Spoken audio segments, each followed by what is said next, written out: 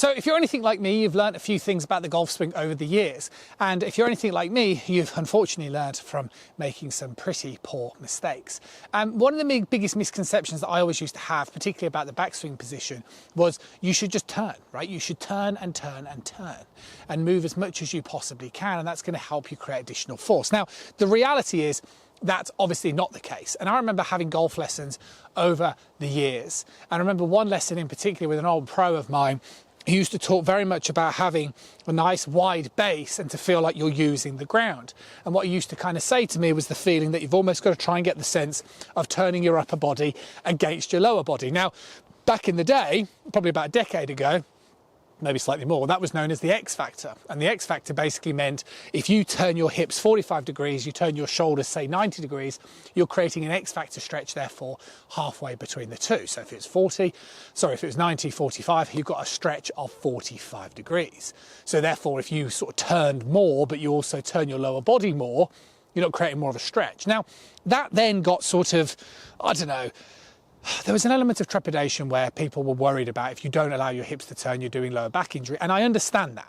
And you've got to try and find that balance. But the key thing for me, and the key thing that I say for most of my students, is you still need to understand there has to be a degree of separation in the golf swing. So the sort of sequence that I'm always looking for with students is I want them to get set up to the ball. I want them to move hands and arms followed by their chest rotation in the backswing. And then from there, they want to turn their shoulders, say to 90 degrees, hips, whatever. Okay, 45 degrees. It depends on the range of motion. And that means you've got a very efficient golf swing. Now, what happens with a lot of students that I meet is they're not doing that. They're turning both the lower and the upper body very much together, particularly in the first move. So what ends up happening is they end up overturning. Okay, and what I mean by overturning is that instead of trying to turn into your right leg in the backswing position so you've got that stretch and separation, what you end up doing is just overturning so you've got nothing as a resistance board to platform off. So you end up with just this huge rotation and you end up getting really stuck and then trying to really fabricate any distance in that downswing by pulling down. So what do I want you to get out of this video? I want you to get a couple of things out of it. I want you to understand that it's okay to feel a degree of separation. So it's okay to feel the upper body turning against the resistance of the trail leg in the backswing position. That's one of the things that I want you to do. The second thing I want you to do is understand what's known as an extensor force, which again is another resistance move, which is the feeling of pushing your arms away in the backswing.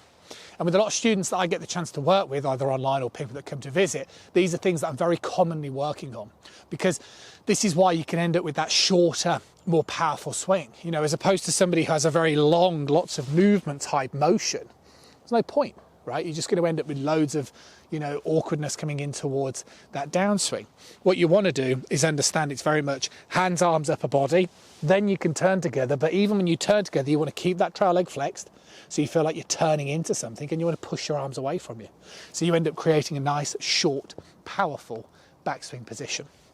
Change my game. I'm positive it'll change yours as well because it's changed students that I get the chance to work with. I'll see you soon.